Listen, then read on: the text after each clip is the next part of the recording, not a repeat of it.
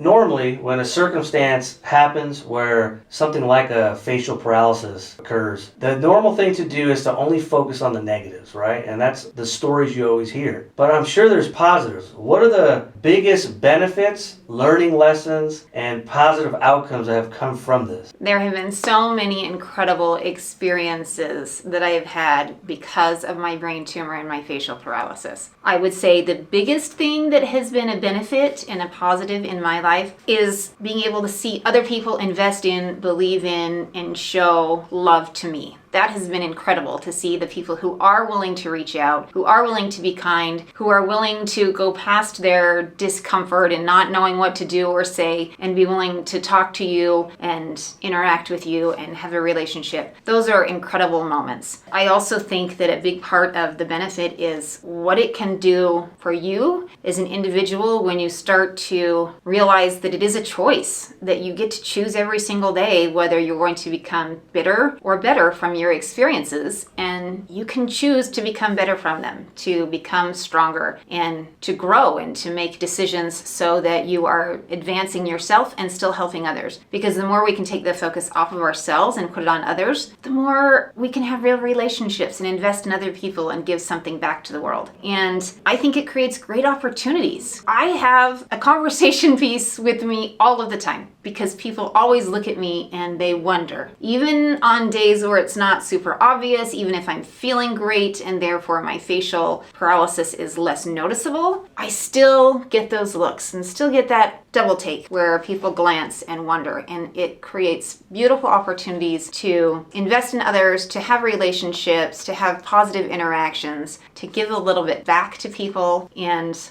also then to have that personal feeling of satisfaction of knowing that I still love myself, it's still me, and to truly understand that I am a beautiful person on the inside and the out, and to also realize that I know God loves me and that I'm so much more than just the face that I present to the world. So those are a few of the positives and benefits. Now I'm curious, was there someone during your journey that you were actually surprised was so supportive in a positive way? I think there's been many people who have been supportive over time. My family has been incredible. My husband, to his credit, has never said a negative word about my facial paralysis. And this is someone who was married to me for 12 years when I had a very different face, and married me assuming part of it at least was a physical attraction to me, and he of course could do nothing about the fact that that physical feature of mine changed, but he has been nothing but supportive and has never said a negative word. And I know I have heard from others that they have had people close to them, including spouses, who have made negative comments about their facial paralysis. And how devastating is that? Because there's not a dang thing you can do about it once it's happened, at least to a certain extent. And so my husband being very supportive has helped, and my family members have been so incredibly wonderful. My sister has gone with me out of state when I've gone to have surgeries and different procedures, and she's been there and been my caregiver and my nurse. But one of my very favorite moments was when my sister's little boy, Kurt, he was probably about 10 years old at the time, we were explaining to him that his mom was going to be going out of town for a little while because she was going to come with me to California to take care of me as I was going to have surgery and recover. And he said, well, why is Aunt Jodi having surgery? And my sister made the comment, well, it's to help fix her face. And Kurt looked right at me and he said, there's nothing wrong with Jodi's face. That's just Jodi. And boy, oh boy, if my heart didn't swell, and I hope that my sister's heart swelled as well, because if we had more people who were a little bit more like cute Kurt, who are just loving and accepting and willing to wrap you up and say, there's nothing wrong with the way you are, it's just who you are. That was a wonderful and beautiful experience that made my heart swell and made me love that little kiddo even more. What do you think, what is it about children that they seem to be more accepting or understanding of situations? Well, you think about it, kids are curious about the whole world. There are so many unknowns. There are so many things that they don't know and don't understand. And I think think their natural assumption is this is just another thing I don't understand. And so rather than looking at something as being a negative thing or coming to something with a question